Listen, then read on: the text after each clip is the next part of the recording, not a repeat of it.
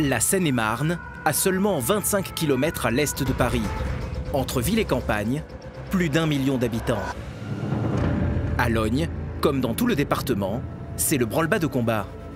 Les soldats du feu sont sur le pied de guerre. Nous sommes le 13 juillet, mais ce soir, pas de balles pour les pompiers. En cette veille de fête nationale, on se prépare au pire. Pour ceux pour qui c'est le premier 13 juillet, ça peut surprendre. Ne vous inquiétez pas. Tant que vous restez avec nous, que vous suivez bien les consignes, vous êtes en sécurité. Et surtout, évidemment, on répond à aucune provocation. Ni par le geste, ni par la parole. Depuis plusieurs années, une triste tradition s'est instaurée. Chaque 13 juillet, des bandes ont pris l'habitude d'attaquer les forces publiques. Incendies volontaires, caillassage, tirs de mortier, les pompiers le savent. Toute la nuit, ils vont être pris pour cible. C'est la fête nationale, donc c'est un point d'entrée pour les incivilités, parce que les jeunes profitent de cette période-là pour affronter les forces publiques. En plus, il y a certains secteurs qui sont connus comme étant des plaques tournantes au niveau trafic de stupes. Là, ils profitent de ce moment-là aussi pour montrer que ce sont eux les caïds et un petit peu les maîtres du territoire. Cette nuit encore, les affrontements vont être nombreux. Alors que la nuit est à peine tombée sur Logne, les pompiers reçoivent un appel. Le premier d'une très longue série. Donc là, on part pour un feu de poubelle. Et on a des infos de la police, donc a priori un attroupement de jeunes. Et la police, pour l'instant, n'est pas disponible en nombre pour intervenir avec nous. Donc tu vois, là, on coupe les gyrophares pour arriver de façon la plus discrète possible, pour ne pas attiser leur regard. Les pompiers viennent d'entrer dans une zone sensible, le quartier Camille Saint-Saëns. 2 policiers sont déjà sur place, mais ils sont impuissants. Face à eux, une barricade en feu. L'incendie est impressionnant et menace d'embraser les véhicules à proximité. Là, on a des conteneurs qui brûlent, qui menacent des véhicules en stationnement. Il faut absolument qu'on intervienne. D'accord, je vais demander des renforts. Problème, les forces de l'ordre ne sont pas en nombre suffisant. Donc là, tu vois, la police est à 2, donc pas assez pour intervenir. Ils demandent du renfort pour qu'on puisse intervenir nous aussi en sécurité. Car les pompiers ne sont pas face à un feu classique. Dans ce quartier, les assaillants utilisent des mortiers d'artifice qu'ils transforment en de dangereux explosifs. L'objectif est clair, atteindre les pompiers. Tiens, regarde, ça s'approche là. Ils sont en embuscade et voilà, on sait très bien que l'affrontement va avoir lieu. Et la plus grosse angoisse qu'on a tous, c'est qu'il y ait des gens qui soient blessés, des civils, des policiers ou des pompiers. En effet, des jeunes commencent à affluer en nombre. Pas le choix, les forces de l'ordre doivent répliquer.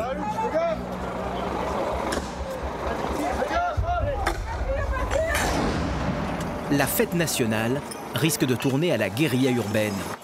Les jeunes sont trop nombreux. Il faut fuir avant qu'un accident grave ne se produise. Déjà, les projectiles atteignent les camions de pompiers. C'est sous le feu nourri des explosifs que les soldats du feu quittent les lieux. Allez, roule. Vas-y, roule à gauche, allez. À gauche, ok, ça part.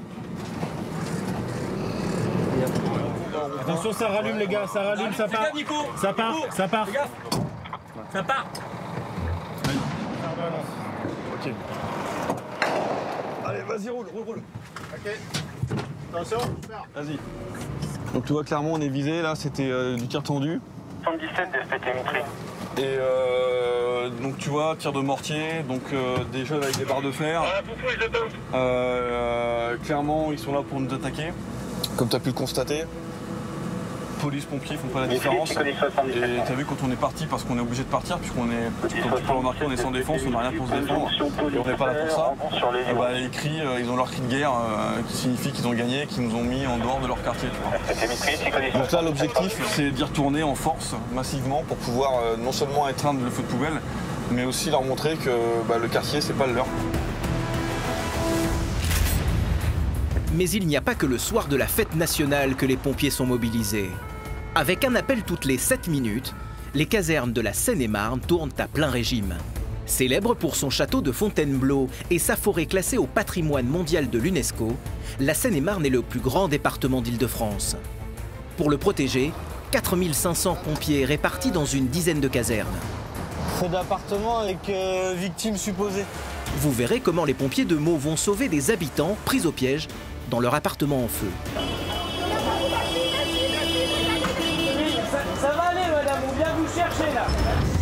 Vous découvrirez comment les plongeurs vont tout mettre en œuvre pour sauver une victime de la noyade. Un enfant aurait sauté du milieu du pont, il aurait perdu pied et coulé. Vous suivrez également les pompiers dans une véritable course contre la montre pour dégager un grave accidenté de la route. Tu vois, il est en mauvaise posture quand même. Donc on va enlever le toit. Alors ouais, c'est aussi le truc d'enfant, c'est ce que je voulais faire, donc c'est plus facile. Hein. Qu'ils réalisent leur rêve d'enfant ou qu'ils perpétuent la tradition familiale. J'ai mon grand-père qui était pompier, mon père qui est pompier, mon frère qui est pompier. Tous ont le feu sacré. Je pourrais vraiment pas faire autre chose, j'aime trop ça. Retour à Logne. Nous sommes le 13 juillet, la nuit la plus chaude de l'année. Vas-y, roule. Ok. Attention. Depuis plusieurs heures, Nicolas et ses hommes sont pris pour cible par des bandes très organisées. On nous assimile tout simplement à l'État et à partir du moment où on porte un uniforme, on devient des cibles. Alors peut-être pas autant que la police, mais malgré tout, l'amalgame est fait dans ces quartiers-là en tout cas. Alors là où faut bien insister, c'est que dans ces quartiers, on parle de ces quartiers, mais bien souvent c'est une petite partie de la population. Il y a 90% de la population qui nous respecte et qui est contre ces gestes-là. Et c'est pour ça que c'est pour ces 90%-là qu'on intervient encore dans ces quartiers et qu'on se doit d'y aller, quoi. Mais ce soir, c'est la minorité qui fait la loi. Toute la cité s'embrase. Affolés, les riverains signalent de nouveaux incendies. Les pompiers sont submergés d'appels. Car à présent, ce ne sont plus juste des poubelles qui brûlent, mais des voitures. Donc là, il y a pas mal de départs, de feux confirmés. Donc là, ça devient un petit peu compliqué à gérer pour tout le monde. Face à l'ampleur des tirs, les autorités envoient en urgence des renforts. Camions de pompiers et unités de police arrivent pour soutenir Nicolas et ses hommes. Donc là, en fait, on a un deuxième fourgon qui va arriver. Donc maintenant, on va travailler avec 2 équipages. Une fois qu'ils sont là, on va se rendre sur le site où on était tout à l'heure. Et puis, on va voir ce que ça donne. Malgré des effectifs renforcés, les forces de l'ordre restent prudentes. Dans ce quartier, le danger peut venir de n'importe où. Les pompiers prennent donc toutes leurs précautions pour éviter un guet-apens. Et on a venu en marche arrière, histoire de pouvoir rapidement repartir si besoin. Pendant que les pompiers éteignent les feux de barricade, les policiers avancent prudemment en colonne pour sécuriser les lieux. Des bandes se sont réfugiées dans les halls d'immeubles. T'as vu, ils viennent au contact, et puis quand ils voient que tu recules pas, bah finalement c'est eux qui s'en vont, tu vois. Les policiers espèrent que leur présence sera dissuasive et empêchera de nouveaux départs de feu. La tension est à son comble. Allez. Enfin, on signale un véhicule qui brûle dans la rue au-dessus. Donc ils sont partis faire le point, savoir si on pouvait intervenir en sécurité ou pas. À quelques mètres des pompiers, 2 voitures viennent tout juste d'être incendiées. Par chance, le pyromane présumé qui avait tenté de prendre la fuite est maîtrisé.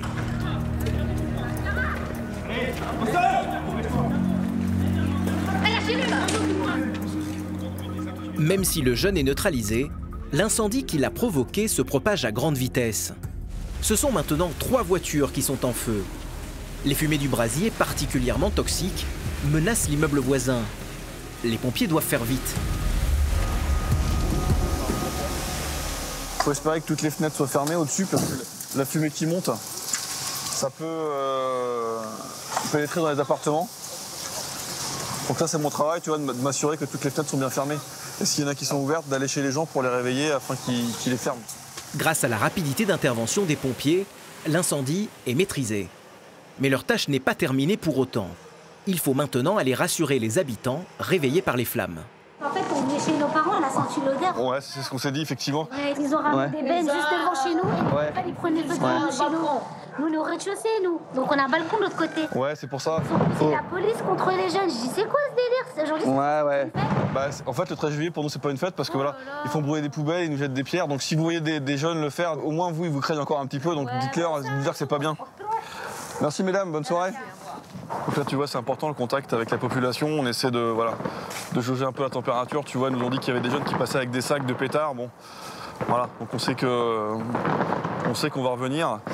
Et sachant quand même que les mamans sont respectées. Donc c'est pour ça que le message passe mieux par eux que par nous.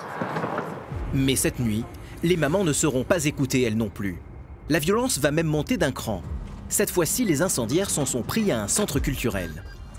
Donc là, on part pour un feu dans une salle polyvalente. Donc il y a des jeunes qui auraient cassé les carreaux et qui auraient balancé des engins incendiaires à l'intérieur du bâtiment.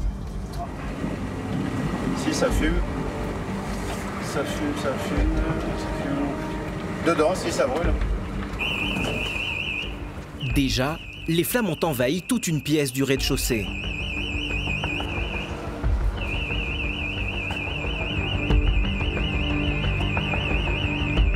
En quelques secondes, les pompiers vont parvenir à éteindre l'incendie. Mais les dégâts matériels sont considérables. Ce qui est dommage, tu vois, c'est une salle qui leur sert à eux.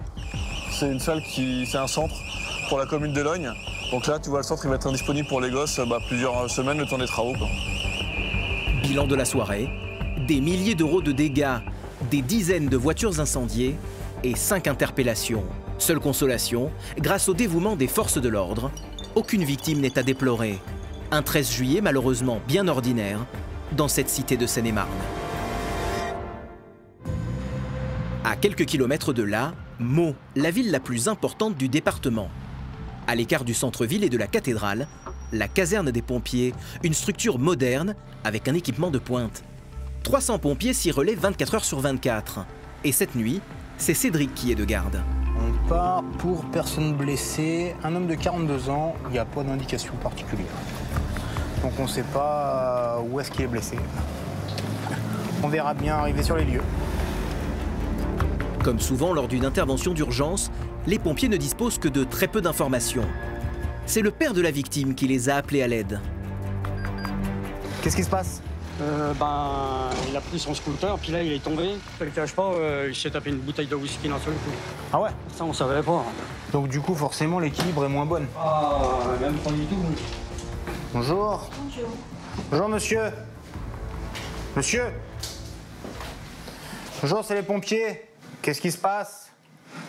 Il a bu une bouteille de whisky, et moi, pour le faire dormir, je lui ai donné un petit cachet. Ah ouais. Hop. Calmez-vous. Calmez tout de suite. Calmez-vous. Calmez-vous parce que là, on va pas être copains tout de suite. Moi, le seul truc, je veux absolument pas qu'il soit violent, qu'on soit blessé. Non. Parce qu'on n'est pas là pour prendre une tartine. Hein? Je mets les choses clairement dès le début. Voilà, super. L'homme semble s'amuser de la situation. Fortement alcoolisé, il peut malgré tout être dangereux. Cédric est habitué à ce genre d'intervention. Alors pour ne prendre aucun risque, il reste sur ses gardes en procédant à un examen rapide. 12 de tension, il y avait 78 de pouls, tu m'as dit. Les constantes sont normales. Pourtant... Calmez-vous, monsieur. Asseyez-vous là. Hop. Doucement. Qu'est-ce que vous voulez faire? Sortez pas comme ça, comme une furie, parce que on sait pas ce qui peut se passer. Moi, je suis là gentiment, je m'occupe de vous, alors vous détendez. On se détend, on se calme. Il n'y a pas de problème. Vous savez ce que vous avez fait? Ce soir-là, vous avez consommé un petit peu trop d'alcool. Et nous, on est là parce qu'il y a eu un petit problème. Oui, je sais, monsieur. C'est pour ça que je me mets toujours en retrait. Ok, donc vous bougez pas. On n'est pas là pour t'enquiquiner. Ils prennent du temps pour toi. Mais ça fait pas. Suite à un accident de parcours, l'homme vit chez ses parents qui ont du mal à gérer les crises de leur fils. Attention, c'est méfiant. Ouais, oui, mais je suis méfiant, monsieur. Et quand on voit comme ça que le contact il est pas tout de suite, il est agressif vers moi, c'est pour ça que je me mets en retrait. Moi, j'y vais pas, c'est pas. Mais moi, j'irai. Parce que s'il commence à leur chauffer dessus, on va y aller. Restez assis, monsieur. L'homme n'est pas en détresse vitale. Théoriquement, les pompiers n'ont pas à le prendre en charge. Mais face à la violence dont il fait preuve, pas question de le laisser seul avec ses parents.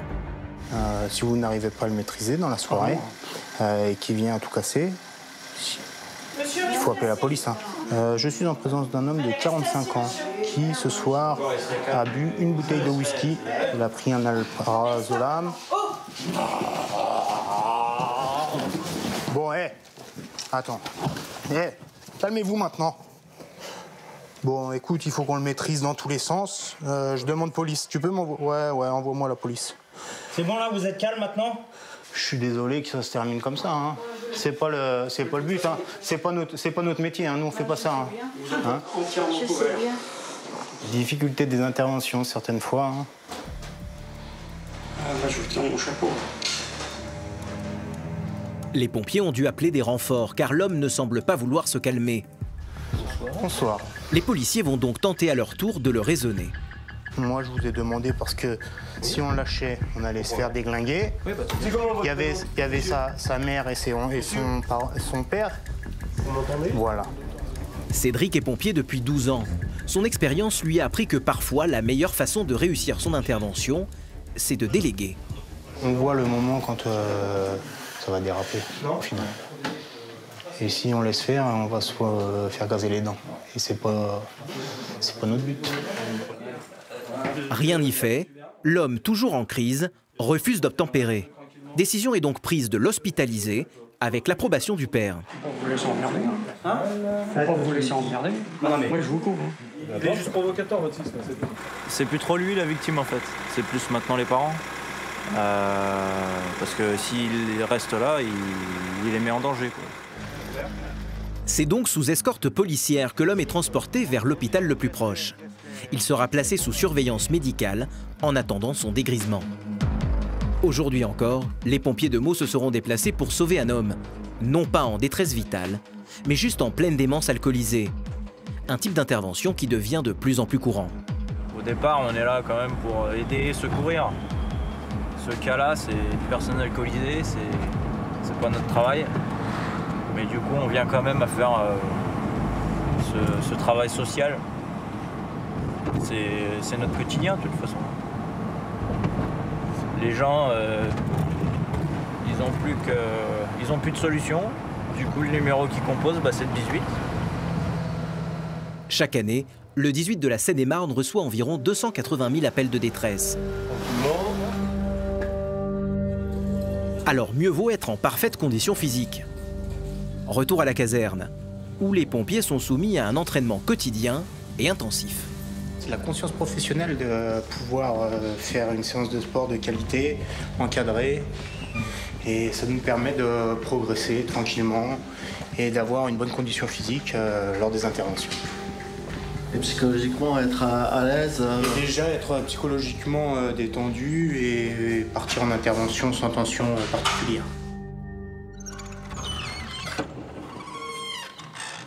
Ces séances ne servent pas uniquement à se maintenir en forme. Elles sont aussi l'occasion pour les pompiers de développer leur esprit de cohésion.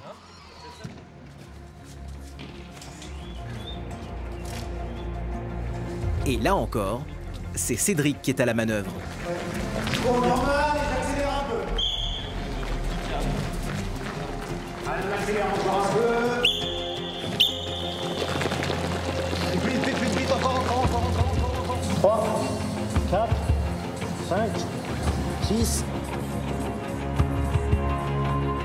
Aussi important pour la cohésion parce que c'est un travail qu'on fait ensemble. Du coup, on fait des exercices aussi ensemble pour déjà se connaître. Voilà, par rapport aux séances de sport, on arrive à voir de quoi on est capable. Et aussi nos collègues, s'il y a des difficultés sur intervention, c'est qu'on va pouvoir les aider ou non à une opération. Et c'est vraiment un complément du boulot, quoi. Accélère, c'est bien. On y va. Au même moment, à l'autre bout du département, une autre équipe de pompiers roule à toute allure. Un accident de la route particulièrement grave vient de leur être signalé.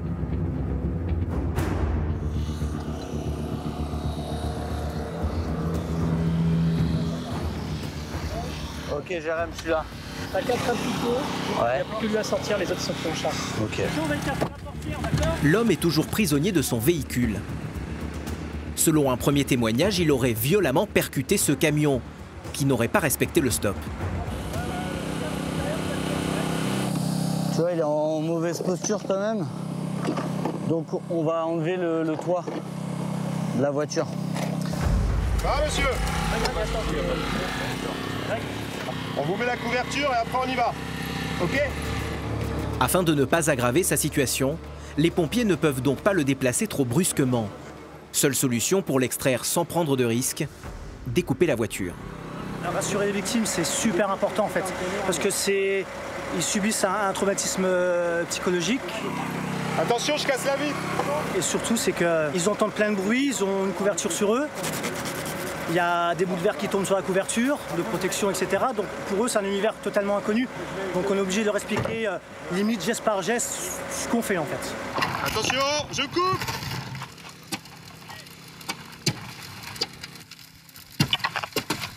C'est bon, coupé. J'enlève la cisaille, c'est bon. En quelques minutes, les pompiers vont réussir à libérer la victime de sa voiture. Êtes-vous prêts? Pour moi. Attention pour hisser, hisser. Ok, c'est parti. Pendant qu'une équipe s'occupe du blessé, l'autre est chargé de sécuriser les lieux. Vous êtes quand même multifonction à un moment, non? Et ouais, tu vois, ça touche à tout. Tu peux aller chercher le chat et nettoyer la route, et aider la personne qui est coincée. C'est ça qui est intéressant. Je peux pas dire la routine. C'est pour ça que vous faites ce métier? Ouais, c'est aussi le truc d'enfant, c'est ce que je voulais faire, donc c'est nickel. Devenir pompier, c'est souvent un rêve d'enfant. Mais pour ceux qui se sont engagés, cela demande un dévouement de tous les instants et un sang-froid en toutes circonstances. Le lendemain matin, 10 h, les pompiers se dirigent vers le centre-ville de Meaux. On part pour un petit de 2 ans qui a fait des convulsions.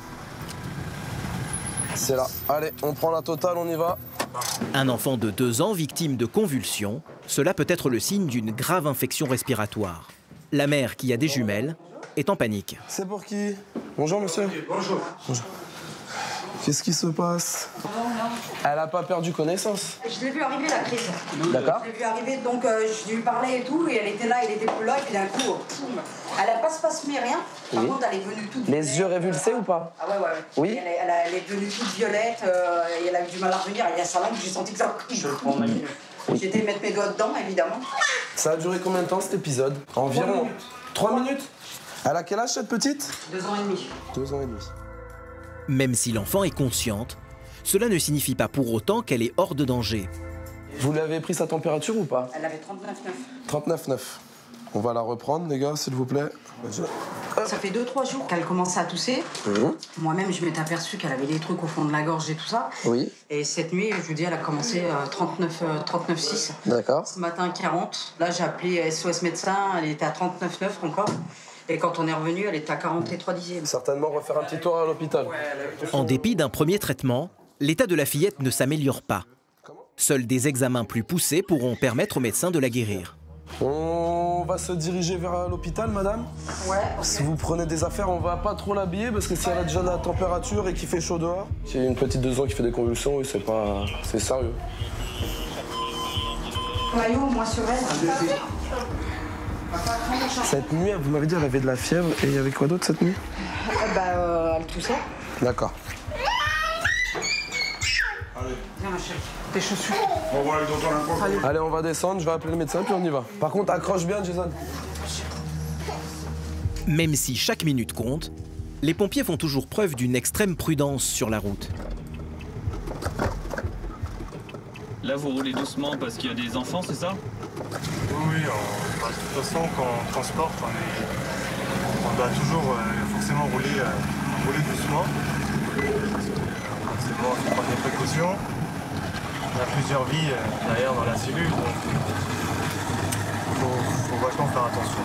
De toute façon, les transports, sauf si c'est vraiment une urgence absolue, on va toujours rouler à une allure De toute façon, on le voit, les personnes fragiles, les personnes âgées et les jeunes enfants, dès qu'il y a un peu de chaleur, nous, les inters s'enchaînent. On le voit tout de suite, les premières chaleurs. Les premières victimes de la canicule sont les personnes âgées et les enfants. Alors elles sont prioritaires. Allons-y. La mission des pompiers s'arrête aux portes de l'hôpital. On va passer rapidement.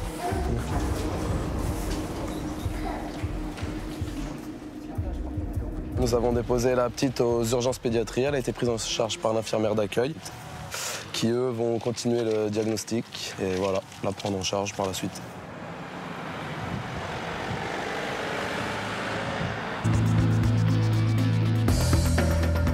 La nuit tombe sur Meaux.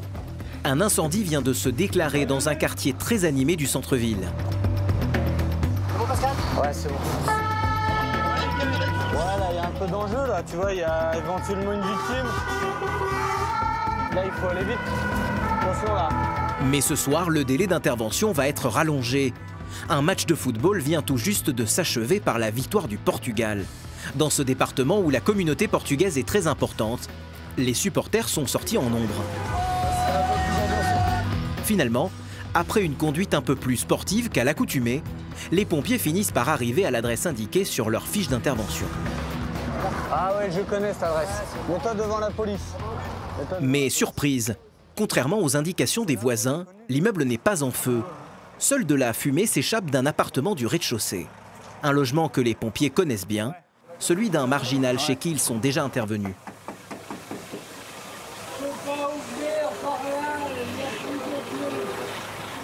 Bon, tu vois, c'est quelqu'un qu'on connaît bien, qui se laisse aller dans la vie, tu vois son état de logement.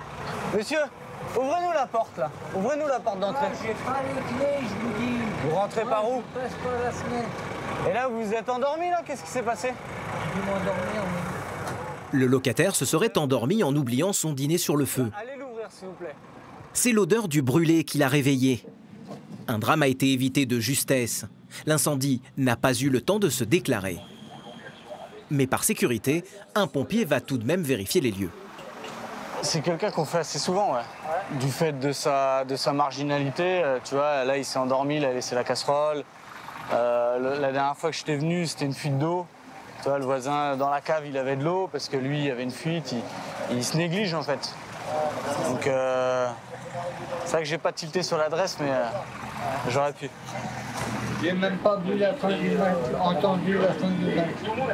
Fausse alerte cette fois-ci, les pompiers vont pouvoir rentrer à la caserne en toute sérénité.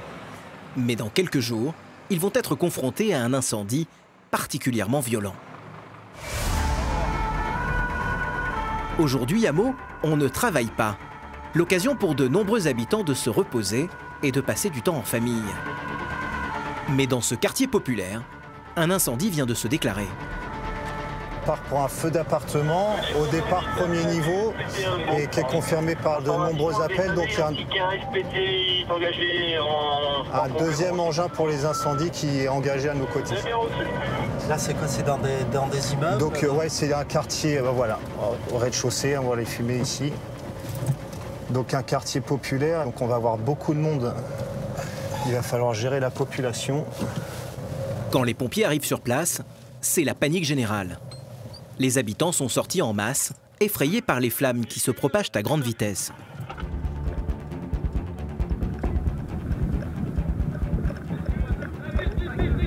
Est-ce qu'il y a les propriétaires de l'appartement? Est-ce qu'il y a les propriétaires de l'appartement?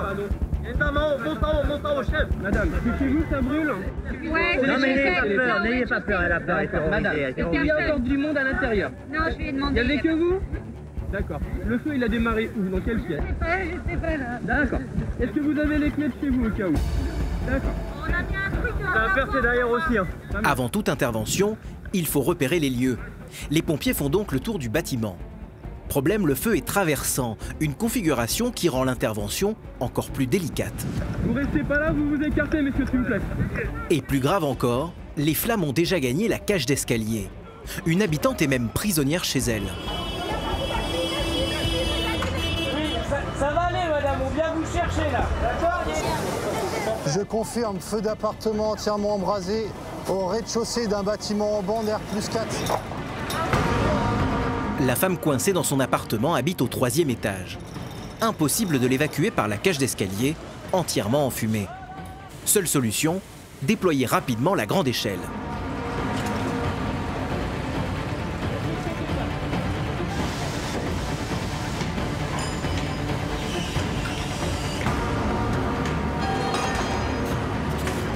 Il n'y a donc plus une minute à perdre. Désespérée, l'habitante s'est réfugiée au fond de son appartement. Pendant qu'une première équipe s'occupe d'aller la chercher, une deuxième est en plein briefing avec les policiers. Il reste encore d'autres victimes à évacuer. Il y a des appartements ici. Ouais, d'accord. Ok, ça marche. JC de Julien, JC de Julien. Les pompiers vont donc partir en reconnaissance dans ces autres logements. L'habitante du 3e étage, quant à elle, vient d'être extraite. Grâce à la rapidité des pompiers, elle est désormais en sécurité. 2 marches et c'est fini. Allez-y, asseyez-vous là pour l'instant. Sonnée, elle réalise tout juste qu'elle vient d'échapper au pire. Ouais, il est parti chercher le sac. Parce que tous les fumées sont rentrés ici, parce que je voulais sortir par la porte et ça ne va pas, donc j'ai aspiré tous les fumées. Il faut maintenant stopper la propagation des flammes. Une mission particulièrement dangereuse. Contrairement aux idées reçues, les incendies représentent seulement 7% des interventions des pompiers. Alors même s'ils y sont entraînés, les soldats du feu appréhendent toujours. On a de moins en moins l'habitude parce qu'on fait de moins en moins d'incendies. Mais on est sur un secteur où malgré tout, on rencontre quand même pas mal de feux d'appartements ou de feux d'habitation. Et les automatismes reviennent rapidement. Les flammes ont ravagé l'appartement d'où est parti le feu. Et dans certaines pièces, ils continuent même de couver. Donc là, il y a plusieurs foyers dans l'appartement. On traite du plus gros vers le plus petit. Adrien, est-ce que tu peux revenir ici? C'est un foyer important là. Le plus urgent, c'est de s'assurer qu'il n'y ait personne dans l'appartement. Et une fois qu'on s'assure qu'il n'y ait plus personne, on traite le foyer, les flammes. Un foyer mal éteint et le feu pourrait repartir de plus belle. C'est sans doute ici, dans ce qu'il reste du salon, que l'incendie a démarré. Et après, Adrien, si tu peux péter le volet qui est juste en face de moi, pour libérer un maximum de fumée comme on peut.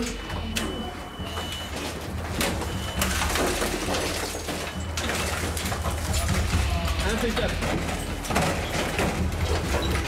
À l'extérieur, les forces publiques ne gèrent pas que l'incendie. Il faut aussi s'occuper de la population, souvent inconsciente du danger. Merci madame. Qu'est-ce qui vient de se passer là? Il y a quelqu'un qui est monté dans... Un habitant qui a voulu remonter dans son appartement, mes collègues sont en train de le redescendre. Je vous emmène là-bas.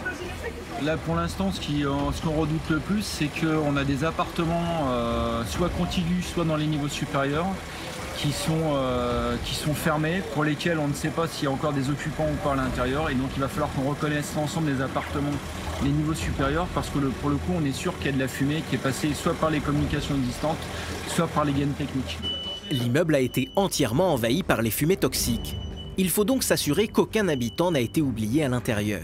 Les pompiers vérifient un à un chaque appartement. C'est les pompiers, là, quelqu'un? C'est les pompiers, ouvrez! Messieurs, dames, c'est les pompiers! Personne. Alors que les pompiers sont sur le point de faire demi-tour, persuadés que l'immeuble est sécurisé, un homme sorti de nulle part se manifeste à une fenêtre. Vous êtes dans l'escalier, là? Ah oui, venez. J'y sais. Il y a une porte ouverte avec une fenêtre ouverte avec pas de fumée à l'intérieur. C'est moi. Et monsieur, mes collègues, ils sont venus chez vous taper à la porte? Non, mais j'étais loin, monsieur. D'accord, alors descendez rapide, descendez. J'étais avec la dame. D'accord, venez avec moi là. Qu'est-ce vous êtes tout seul ou il y a du monde encore? Non, j'étais tout seul. Le numéro de l'appartement, c'est 124. 124. Par chance, l'homme semble en parfaite santé. Mais par mesure de précaution, comme les autres habitants exposés à la fumée, il est pris en charge par les équipes médicales des pompiers et du SAMU. L'intervention aura été rapide. Les pompiers sont arrivés sur les lieux en moins de 20 minutes. Grâce à leur professionnalisme, aucune victime n'est à déplorer. Les pompiers peuvent désormais souffler un peu. Ça représente quoi, un feu pour un pompier? Malheureusement, le malheur des gens qui perdent tout. Et puis après, pour nous, je sais pas si on peut dire que c'est de l'excitation, mais je pense qu'on fait ça pour ça quand même. Je pense que c'est une vocation pour la plupart. Le travail des pompiers n'est pas tout à fait terminé. Ils doivent maintenant déblayer l'appartement ravagé, même s'il n'y a plus grand-chose à sauver. On perd tout quoi en fait dans un appartement. Ouais. Hein? C'est toute une vie qui s'en va. Au milieu des décombres encore fumants, les pompiers tentent malgré tout de récupérer quelques souvenirs. Des papiers personnels ou encore des photos de famille. Quand la locataire de l'appartement découvre l'ampleur des dégâts, elle est anéantie. Ça c'est ma voiture. C'est quoi? C'est ma télé? La télé. Ah ouais. C'est la télé. Ah, c'est les photos. C'est surtout les urnes. Oui, on essaie là. Les urnes, ce sont les seuls souvenirs que cette femme gardait de son mari et de son fils. Tous deux décédés, leurs cendres étaient exposées dans le salon. Leur disparition dans l'incendie est une épreuve de plus pour cette femme. Ça fait que je perds une deuxième fois, mon fils.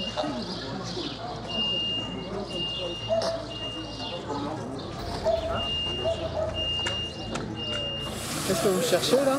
On cherche les urnes du père et du fils de la propriétaire de l'appartement qui étaient sur la cheminée. Et quand il y a un feu d'appartement, on est obligé de tout enlever de l'appartement pour être sûr que ça ne reprenne pas. Et malheureusement, c'est sûrement parti dans les décombres. Donc on essaye de les rechercher pour le bien et puis permettre à la victime de se reconstruire derrière. Je pense que c'est très important pour elle de pouvoir retrouver ça. Dans l'appartement, tout n'est plus que désolation. Les pompiers fouillent malgré tout, dans l'espoir de retrouver les précieuses urnes. Finalement, une seule aura été épargnée.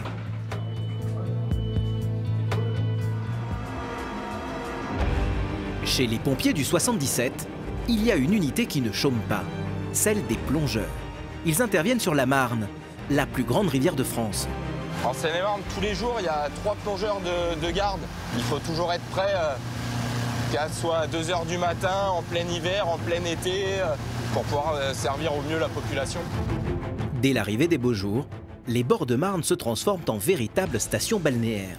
Mais les victimes d'accidents nautiques sont particulièrement difficiles à secourir. Ce qu'il faut vraiment comprendre, c'est que le plongeur, là, la visibilité est nulle, donc il ne voit rien. Il ne voit rien. D'avoir des lampes, ça serait comme être en plein phare dans du brouillard. On verrait rien, on verrait juste que c'est éclairé, mais ça ne servira à rien. Donc là, pour lui, il va dans un monde où c'est invisible, où il n'entend rien, où il ne peut pas parler, il ne peut pas échanger. Des conditions d'intervention mauvaises qui ralentissent considérablement les pompiers. Il ne voit pas le bout de sa main, il est obligé de se rapprocher. Donc on imagine que c'est un enfant, que c'est un corps. Pour confirmer, il va devoir toucher, il va essayer de se rapprocher pour pouvoir regarder. Et là, il doit plus le lâcher et il remontera en surface. Des sauvetages qui se multiplient à l'approche de l'été. Ce jour-là, les pompiers ne vont avoir que quelques minutes pour intervenir. Un accident vient d'avoir lieu. Ce pont, bien connu des habitants de la région, leur sert de plongeoir. Mais un baigneur a disparu, sous l'œil impuissant des promeneurs. C'est la police municipale qui patrouillait à proximité qui a donné l'alerte. Un enfant aurait sauté du milieu du pont, il aurait nagé en surface et entre le pont et la première bouée orange, il aurait perdu pied et coulé. Des plongeurs sont déjà en train de draguer la rivière depuis de longues minutes. C'est une véritable course contre la montre qui se joue. Chaque minute passée sous l'eau réduit cruellement les chances de survie. Ici, c'est assez régulier. Malgré l'interdiction, beaucoup de gens se mettent à l'eau du milieu du pont, sautent, nagent. C'est très très fréquent ici qu'il y ait des baignades. Voilà déjà 15 minutes que les plongeurs explorent les fonds. L'attente est interminable. L'intervention est en train de virer au drame. Le fond n'est pas visible, il est inégal. Il y a du courant, enfin c'est pas une piscine, quoi. C'est du milieu naturel. Un milieu naturel qui rend particulièrement dangereuse toute baignade. Les pompiers ont retrouvé la victime.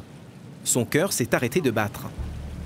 Avec le SAMU, ils tentent de le faire repartir. Mais les chances sont très minces.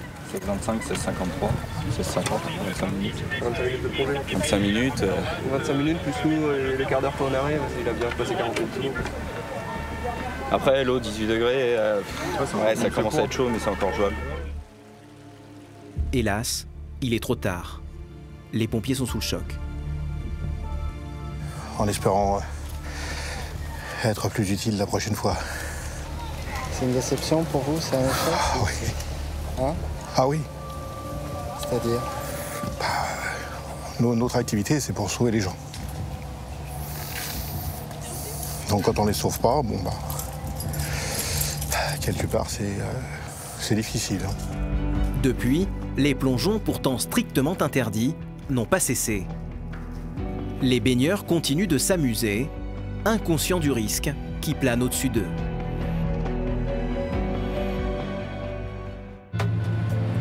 Après un après-midi difficile, c'est en périphérie de Meaux qu'une autre équipe va intervenir. Un petit garçon a été victime d'une chute. Les accidents domestiques sont la première cause de mortalité chez les jeunes enfants. On part pour une personne blessée, un garçon de 4 ans qui aurait chuté d'une mezzanine et serait blessé à la tête. Le cas est inquiétant. Un enfant qui tombe, c'est toujours le risque d'un grave traumatisme crânien. Les pompiers font donc au plus vite pour rejoindre le domicile de la jeune victime, perdue dans la campagne. Et là, on est à la campagne, là. On est à la campagne, on est sorti de Meaux, dans la périphérie. C'est propre à la Seine-et-Marne. Les casernes sont souvent dans les grosses agglomérations. Et après, c'est vrai que la Seine-et-Marne est encore assez rurale, on va dire, campagnarde. C'est un... Ah, c'est là, tu vois. Ah bah nickel, voilà.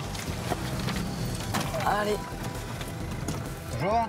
On y va comment quand c'est un petit garçon? On y va différemment? Oui, on va avoir un peu plus de... comment dire, de tact. On va lui parler plus calmement pour le rassurer, éviter qu'il ait peur aussi. Puis souvent, c'est eux qui nous rassurent. Il est où? Il est là. Il est là. Bonjour. Qu'est-ce qui s'est passé? Tu te souviens? Qu'est-ce qui s'est passé? Dis-moi. Tu peux me le raconter? C'est tombé du lit. T'es tombé du lit? Oui, le lit a percé, c'est très haut. D'accord, le lit est très haut. Et t'es tombé parce que tu jouais? T'as pas fait attention? Ouais, c'est parce que tu jouais? Il a pleuré tout de suite? Oui. Mais Ouais. quand on l'a pris, il avait du mal à reprendre sa respiration. À un moment donné, il a commencé à partir. Ouais. Il est tapoté un peu comme Ça marche. Et puis il a repris ses esprits. D'accord, tout de suite. Sur le coup, oui. Il a vomi? Non. Non. Est-ce que tu as envie de vomir? C'est quoi son prénom? Tu as mal quelque part? Oui, tu me montres où tu as mal? Alors, tu as mal où? Tu as mal là? Oui. Tu te souviens comme t'es tombé? Tu es tombé sur la tête ou t'es tombé là, sur le ventre? Sur le ventre. D'accord, t'es tombé le ventre en premier. D'accord. Il est déjà Tu me fais un bilan Est-ce qu'il est déjà plus calme que d'habitude? circulatoire et ventilatoire. Et puis neuro en même temps. Tu fais les trois. Moi, je vais voir là-haut, les gars. L'enfant est encore conscient. Mais il pourrait avoir des séquelles. Pour évaluer la hauteur de sa chute, Rémi monte dans la chambre et questionne son frère aîné, témoin de la scène. C'est ici? T'étais en train de jouer avec lui? Ouais? Bah tiens, tu vas pouvoir m'expliquer. T'étais avec lui quand c'est arrivé? Oui. Ouais, viens, y a pas de souci, viens. Dis-moi, alors, t'étais là-haut avec lui? Non, j'étais en bas. Toi, t'étais en bas. Lui, il était en train de jouer, c'est ça, en haut? Oui, il était en haut. Il est tombé? Oui. Ouais. T'as vu quand il est tombé? Non. Non? Et la position, vous l'avez retrouvée comment, madame? Sur la tête, sur le dos. Sur le dos? Sur le dos, et puis il était... Ouais, un peu hagard, il savait plus trop ce qui s'était passé. Ok, ça marche. Alors, à respirer, à reprendre son souffle. D'accord, du mal à respirer, à reprendre son souffle, ça marche. L'enfant a fait une chute de près d'1,80 m. Il souffre peut-être de lésions internes. Alors les pompiers prennent leur temps pour établir un bilan complet. Est-ce que tu as la tête qui tourne? C'est la tête qui tourne, c'est les objets qui bougeraient un petit peu sans tout seul? Non. Donc là, papa, maman, vous inquiétez pas, il n'y a rien d'alarmant pour moi, d'accord? Moi, j'ai aucun signe de traumatisme crânien, en tout cas. De toute façon, à l'hôpital, ils vont vous dire qu'il va falloir le surveiller pendant 48 heures. Parce que le traumatisme crânien peut arriver dans les 48 heures, en fait. Vomissement, nausée, un comportement anormal, il aurait peut-être du mal à vous reconnaître, il serait peut-être plus fatigué, un état, pas son état habituel en fait. Par précaution, l'enfant est tout de même transféré à l'hôpital pour des examens complémentaires. Après 48 heures d'observation, il pourra rentrer chez lui et retrouver sa salle de jeu. Trouver les bons mots, rassurer, c'est aussi ça le travail des pompiers. Et dans l'intervention qui va suivre, les soldats du feu vont à nouveau devoir user de psychologie pour résoudre une épineuse situation. Au beau jour, les festivités battent leur plein dans le département. À quelques kilomètres à l'ouest de Meaux, se déroule chaque année un festival qui rassemble près de 7000 fêtards. Voilà la belle rêve partie de Chocolat-la-Frontière. Voilà, je vois qu'il y a du monde. Il y a des voitures partout, il y a du monde partout. En général, les services de sécurité ne rencontrent aucune difficulté. Mais ce soir, ils ont appelé les pompiers. Une altercation a éclaté sur fond de jalousie et d'alcool. Vous nous avez appelé pourquoi?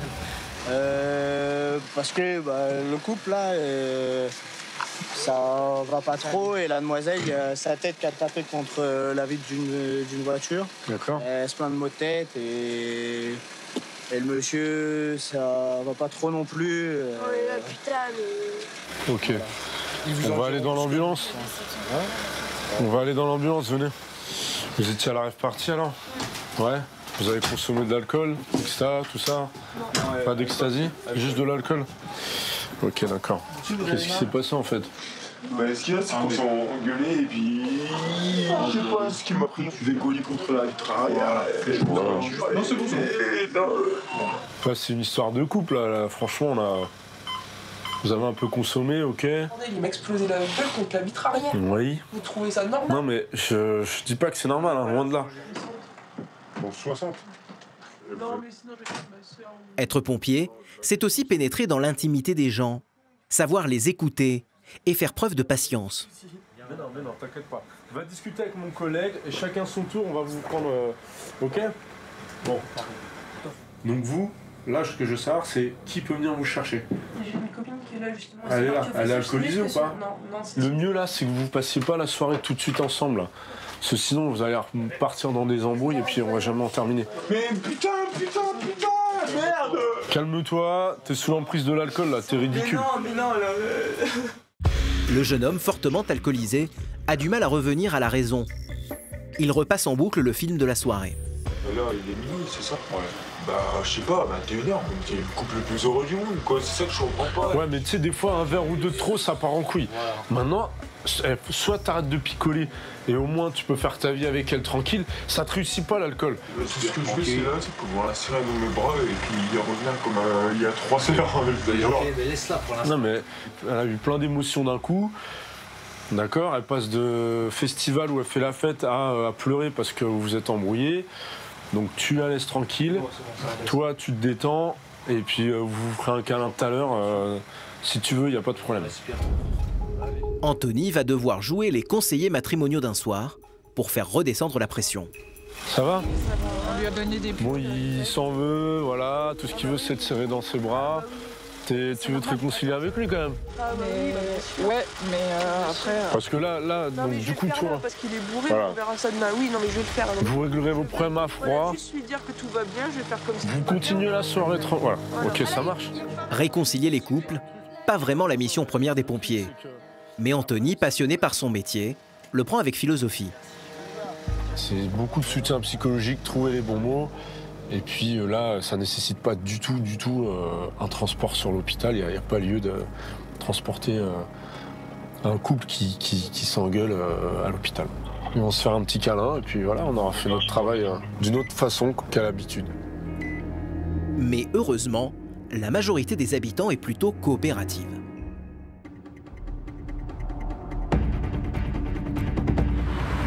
Le lendemain, grâce à la solidarité de ses voisins, les pompiers vont réussir à secourir une femme en détresse.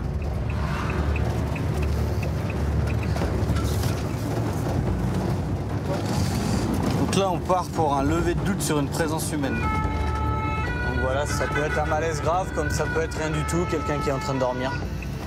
Une habitante de ce quartier populaire a appelé les pompiers. Sa voisine, une femme très âgée, ne donne plus signe de vie. Vas-y. Tout de suite là. Voilà. Là, tu vas au bout. Hop.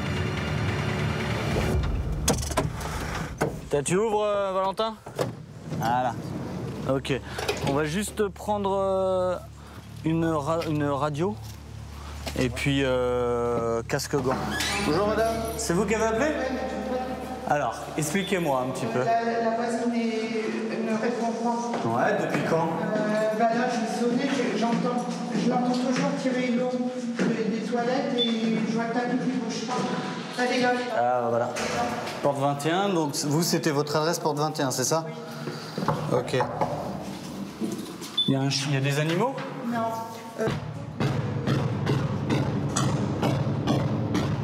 Vous pouvez passer par la baie vitrée, la voisine à la... C'est ouvert? Oui. Là, on peut passer directement?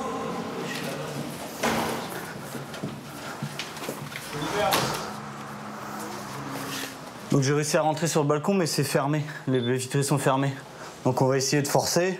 sont cassés pour rentrer dedans. Ça va? Ok, ça va. On va ouvrir, d'accord? Ouais, je la vois, la dame, elle est au sol. Ouais. La personne âgée est bien chez elle. Visiblement, elle a été victime d'une mauvaise chute. Les pompiers doivent agir sans plus attendre. Voilà, ok. C'est bon? C'est bon, j'ai réussi à ouvrir. Je la connais depuis 20 ans. Elle est toute seule comme une misère. Allez, ça va, madame. Combien de temps vous êtes là? Ça fait un jour? On est quel jour aujourd'hui, madame? On est quel jour aujourd'hui? Est-ce que vous êtes tombé aujourd'hui? On voit qu'elle a essayé de s'accrocher en fait à des trucs qui sont tombés. Vous savez ce qui se passe ou pas? Pour essayer de... Non? D'accord. Là, il faut déterminer depuis combien de temps à peu près elle est là. T'as réussi à avoir un peu de... non? Renseignements? L'octogénaire a besoin de soins. Mais le camion des pompiers n'est pas médicalisé. En attendant l'ambulance, il procède à un rapide examen. Bon, ça va faire un petit bout de temps qu'elle est là quand même. Vous savez où est-ce qu'on est, madame, ou pas? On est où ici? Où est-ce qu'on est? Ici, c'est chez qui, là? C'est chez vous? D'accord. On est dans quelle ville? Hameau, d'accord. Donc elle est orientée dans l'espace, mais pas dans le temps. Ouais. Ok. Et les températures? Ouais. Et puis les pupilles. Ok. Il y a quelqu'un qui doit venir normalement, des enfants, une auxiliaire de vie? Vous êtes toute seule? D'accord. L'isolement, un facteur aggravant pour les personnes âgées en détresse. En tout cas, il y a des bons voisins comme vous qui avaient pris le temps d'appeler. Et puis bon, là, tant mieux parce que ça doit faire quand même un petit moment qu'elle est là. Ce qui me met hors de moi, c'est l'indifférence des gens dans le bâtiment. En prévenant les pompiers, cette dame a sans doute sauvé la vie de sa voisine. En un an, les pompiers de Seine-et-Marne ont effectué 116 000 interventions, un chiffre parmi les plus élevés de France.